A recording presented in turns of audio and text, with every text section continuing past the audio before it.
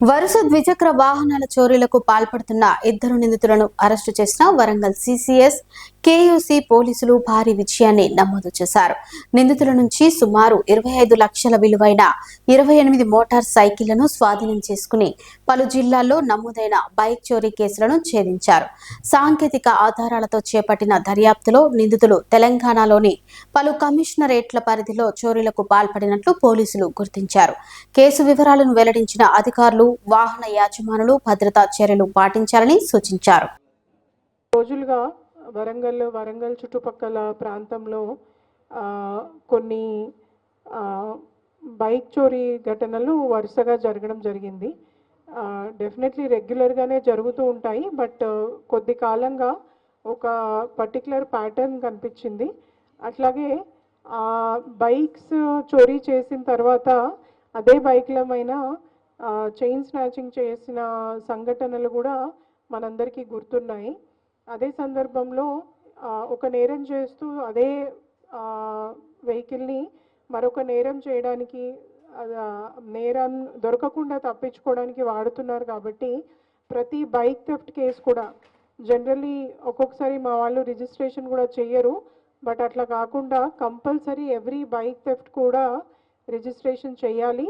అలాగే వెంటనే కూడా సీసీ కెమెరాస్ ఎక్కడెక్కడైతే ఉన్నాయో వాటిని చెక్ చేస్తూ డిటెక్ట్ చేయడానికి ప్రయత్నించాలి. అప్పుడే మనకి స్నాచింగ్ కేసెస్ కూడా తగ్గే అవకాశం ఉంటుందని గమనించి డీసీపీ సెంట్రల్ జోన్ కవిత ఆధ్వర్యంలో అట్లాగే ఏసీపీ క్రైమ్స్ సైదయ్య ఆధ్వర్యంలో ఒక స్పెషల్ టీమ్స్ ఫామ్ చేయడం జరిగింది. సో ఆ స్పెషల్ టీమ్స్ అన్నీ గత కొద్ది రోజులుగా జరిగిన బైక్ కేసెస్ అన్నీ కూడా అనలైజ్ చేయడము, టెక్నికల్ ఎవిడెన్సెస్ అన్నీ సేకరించడం ద్వారా దొంతుల ప్రశాంత్ కుమార్ అట్లాగే దుర్గం సాయి కార్తిక్ వీరిద్దరూ కూడా మంచిర్యాల జిల్లాకి సంబంధించిన వాళ్ళు. వీరిద్దరు కూడా గతంలో 1-2 సార్లు ఇట్లాంటి నేరాలు చేసి బైక్స్ని చాలా తక్కువ ధరకి బైక్ని చోరీ చేయాలి, అట్లాగే చాలా తక్కువ ధరకి దాన్ని అమ్మేసి ఆ డబ్బులు ఖర్చు పెట్టాలి, తర్వాత మళ్ళీ ఇంకొకటి చేయాలి అన్నట్టు దాన్ని ఒక ఉపాధిగా ఎంచుకొని వీళ్ళు చేయడం జరిగింది. మా తనిఖీల్లో ఒక పల్సర్ AP 36AY 4700 అలాంటి వెహికల్ని మేము పట్టుకోవడము, అది స్టోలన్ వెహికల్గా గుర్తించడము. ఆ తర్వాత ఫర్దర్ ఇంటరోగేషన్లో వాళ్ళు వరంగల్లో 8, కరీంనగర్లో 9, రామగుండంలో 3, సిద్దిపేటలో 2, హైదరాబాద్లో 3, రాచకొండలో 1, భూపాలపల్లిలో 2, మొత్తం 28 బైక్స్ ఇదే ఎమ్మోతో చోరీ చేసినట్టు మా దృష్టికి రావడం ద్వారా ఈరోజు వారిని రిమాండ్ చేసి జైలుకి కూడా పంపించడం జరుగుతుంది. ఈ టీంలో మా డీసీపీ కవిత అట్లాగే ACP crimes Saidaiah, additional DCP Balaswamy, మిగతా ఇన్స్పెక్టర్స్ రాఘవేందర్, హరికృష్ణ, రామకృష్ణ, అట్లాగే KUC inspector Ravikumar, CCS SI Srinivasaraju, ఇతర ఆఫీసర్స్ నసీం అహ్మద్, రవిప్రసాద్, జంపయ్య, విశ్వేశ్వర్, వంశీ, వినోద్, అట్లాగే మా technical teams officer Salman, Nagesh లాంటి వాళ్ళందరూ ఎంతో కోఆర్డినేట్ చేశారు. సో ఈ సందర్భంగా అందరికీ కూడా ప్రజలందరికీ మరొక్కసారి మీరు బైక్స్ ఫస్ట్ పాయింట్ బైక్స్ పోవడం అనేది నార్మలే అని తీసుకోకూడదు. బికాజ్ పోయిన బైక్ వాళ్ళు ఏ నేరం చేయడానికి ఉపయోగించినా కూడా మనకి ఇబ్బంది అవుతుంది. బికాజ్ బైక్ అనేది ఎవరి పేరు మీద ఉంటుందో వాళ్ళనే నేరస్తులం చేస్తాం కాబట్టి. సో ఎక్కడ పార్క్ చేసినా కూడా compulsory steering lock, handle lock ఉండేటట్టు చూడడము, అట్లాగే రాత్రి వేళల్లో లైటింగ్, సీసీ కెమెరాస్ ఉన్న చోట్లనే పార్కింగ్ చేయడము, అట్లాగే చాలాసార్లు తొందరలో తాళం చేయి దానికే పెట్టి తీసుకెళ్ళిపోవడం వల్ల కూడా బైక్స్ దొంగతనానికి గురవుతాయి.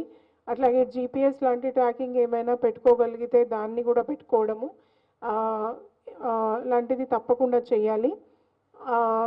ఒకవేళ పోతే వెంటనే పోలీస్ స్టేషన్స్కి కూడా ఇన్ఫామ్ చేయాల్సిన బాధ్యత ప్రజలందరి మీద ఉందని మరొక్కసారి గుర్తు చేస్తున్నాను.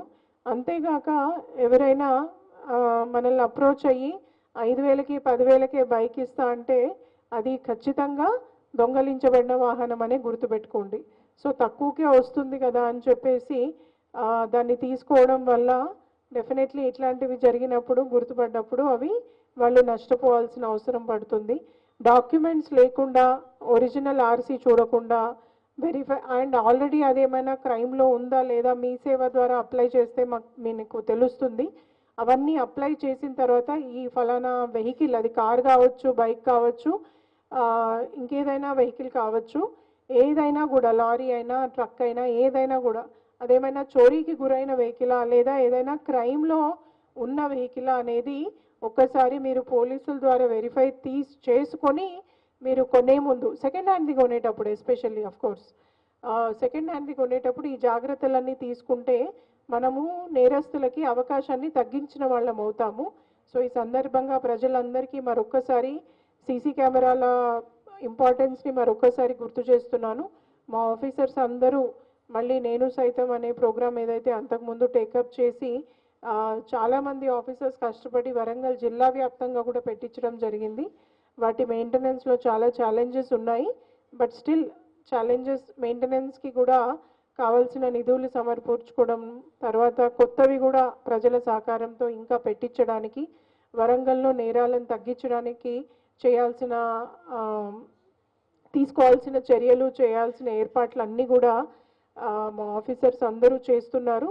ఈ సందర్భంగా మరొకసారి మా ఆఫీసర్స్ అందరికీ ఈ నేరాన్ని డిటెక్ట్ చేయడంలో ముఖ్య పాత్ర వహించిన మా ఆఫీసర్స్ అందరినీ మరొకసారి పేరు పేరున అభినందిస్తున్నాను. Thank you. రౌడీ షీటర్స్ పలు నేరాల్లో మళ్ళీ నేరాలు చేయడంలో చేశారు అనే మాట వాస్తవము, అది కాదనలేము. కానీ రౌడీ షీటర్స్ మీద కావాల్సిన వాచ్, తీసుకోవాల్సిన చట్టపరమైన చర్యలు చేయడం మొదలుపెట్టాము. డెఫినెట్లీ నేను లాస్ట్ టైం ప్రెస్ మీట్లో చెప్పినట్టు మళ్ళీ వాళ్ళు మరొక నేరం చేయకుండా చేయాల్సిన చట్టపరమైన చర్యలన్నీ తీసుకోవడం మొదలుపెట్టాము.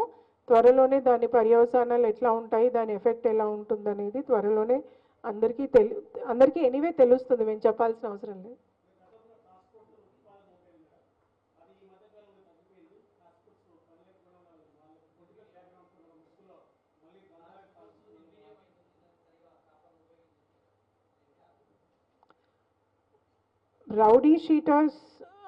రౌడీ షీటర్స్ని కంట్రోల్ చేయడం అనేది మల్టిపుల్ వింగ్స్ యొక్క బాధ్యత. ఒక ఫర్ ఎగ్జాంపుల్ మొన్నటి రౌడీ షీటర్ పత్తి కుమారస్వామి ఎనుమాముల పోలీస్ స్టేషన్లో ఉంటాడు. ఆ ఎస్హెచ్ఓకి కూడా బాధ్యత ఉంది. అట్లాగే ఆ కేసు ఇంతజార్గంజ్లో అయింది, ఇంతజార్గంజ్ ఎస్హెచ్ఓకి బాధ్యత ఉంది. అట్లాగే టాస్క్ ఫోర్స్ యూనిట్కి కూడా బాధ్యత ఉంది. ఎవరు చేయాల్సిన పని చట్టపరంగా వాళ్ళు చెయ్యాలి, కానీ పలు కారణాల వల్ల చేయలేదు. దాన్ని టైఅప్ చేసి దాన్ని కంట్రోల్డ్గా స్పెషల్గా నా లెవెల్లో మానిటర్ చేసే మెకానిజం త్వరలోనే పెడుతున్నాము. ఆల్మోస్ట్ అయిపోయింది, అది తొందరలోనే చేస్తాము.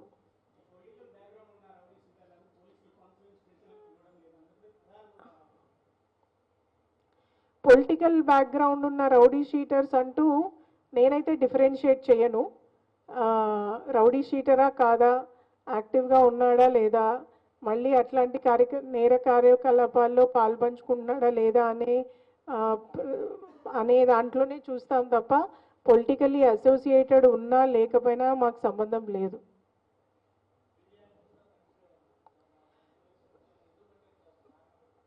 పీడీ యాక్ట్ అనేది ఒక ఎక్స్ట్రాడినరీ లా.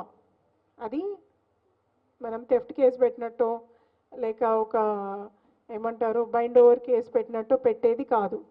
బికాజ్ ఒక వ్యక్తిని మనం పీడీ యాక్ట్లో లోపల వేస్తే ఆ వ్యక్తికి 49 రోజులు ఎటువంటి బెయిల్ అప్లికేషన్ కూడా వేసుకోవడానికి అవకాశం ఉండదు. సో మన రాజ్యాంగబద్ధంగా మనకున్న చట్టాల ప్రకారము కంపల్సరీ ఒక వ్యక్తికి బెయిల్ అనే అవకాశం జ్యుడిషియరీ ద్వారా ఇవ్వాల్సి ఉంటుంది. కానీ అవన్నీ ఏం లేకుండా, అది టాడా కేసులో కావచ్చు, పోటాలో కావచ్చు, అట్లాగే ఇప్పుడున్న ఏమోకా కావచ్చు, ఏ కేసెస్లో అయినా కూడా ఈ అవకాశం ఎక్స్ట్రాడినరీ సిచ్యువేషన్స్లోనే పీడీ యాక్ట్ పెట్టాలని ఒక జడ్జిమెంట్స్ ఉన్నాయి, సుప్రీంకోర్టు జడ్జిమెంట్స్ ఉన్నాయి, హైకోర్టు జడ్జిమెంట్స్ ఉన్నాయి.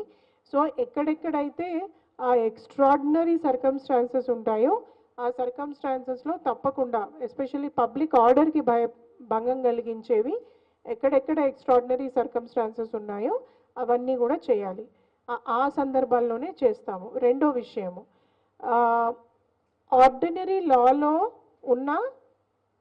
ఉన్న అవకాశాలన్నీ అయిపోయాకనే ఎక్స్ట్రాడినరీ లా జోలికి వెళ్ళాలి. సో ఫస్ట్ ఆర్డినరీ లాలో ఉన్న ఆప్షన్స్ అన్నీ మేము ఎక్సర్సైజ్ చేస్తాము. అవన్నీ అయిపోయాక డెఫినెట్లీ అయినా కూడా అవకాశం ఉంది అంటే ఇదిగో మేము ఇలా అన్నీ చేశాము, అయినా కూడా ఈ వ్యక్తి నేరాలకు పాల్పడుతున్నాడు, అందుకని ఆయన బయట ఉండకూడదు, కంపల్సరీ పీడీ యాక్ట్కి సూటబుల్ అని అప్పుడు మేము కోర్టుని గట్టిగా కన్విన్స్ చేయడానికి అవకాశం ఉంటుంది.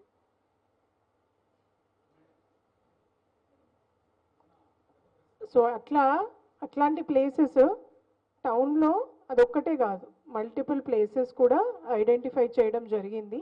ఏదో మీరు చెప్పారని ఇంకేదో అయ్యిందని కాకుండా ఎస్పెషల్లీ వరంగల్ జీడబ్ల్యూఎంసీ పరిధి మొత్తంలో కూడా నైట్ పెట్రోలింగ్ని ఇంప్రూవ్ చేసి సిస్టమేటిక్గా